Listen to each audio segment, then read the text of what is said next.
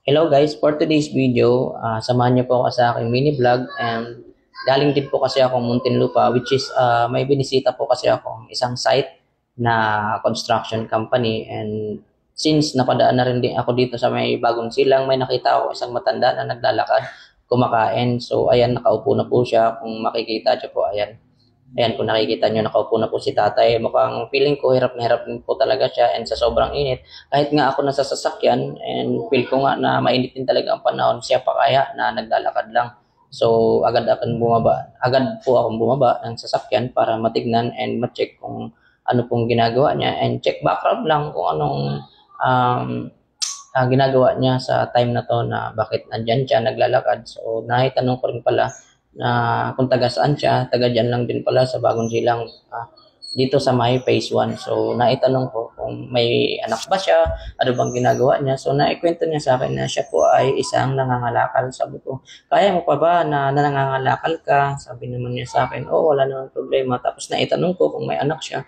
Sabi niya, oo, may anak siya. Kaso nga lang yung mga anak niya, hindi siya ganong pinapahalagan. Hindi talaga natin masasabi kung ikaw ay tatanda, kung may mag-aaruga sa'yo. Itong time na to, na-amaze lang talaga ako kasi si tatay nga na matanda na, namamasura pa rin para ibenta. So, pinapatuloy niya pa rin yung pangangalakal niya. Kaya sabi ko sa isip ko, dati rin naman akong wala, and wala rin naman talaga ako, hindi naman ako sobrang yaman, and hindi rin ako mayaman, and isa pa, take note, hindi rin po ako mayabang para maglabas ng pera. Ang akin lang din po ay makatulong po ako dahil feeling ko rin naman talaga na talagang si tatay ay nahihirapan dahil nakikita ko talaga yung pawis niya kanina habang naglalakad siya.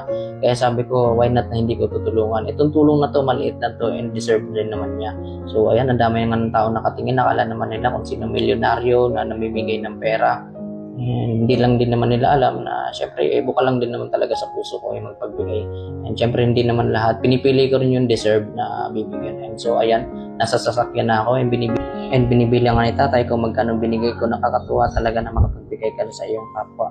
Hindi naman sa lahat ng oras pero syempre andun pa rin yung kasayahan na makapagbigay ka and makapag-share ka ng kumbaga blessings ni God na binigay sa iyo. So maraming salamat sa panonood. Hindi po ako nagyayabang sa video na to. Ang akin lang po is makapagbigay at makatulong ko sa taong deserve and nangangailangan po talaga ng tulong.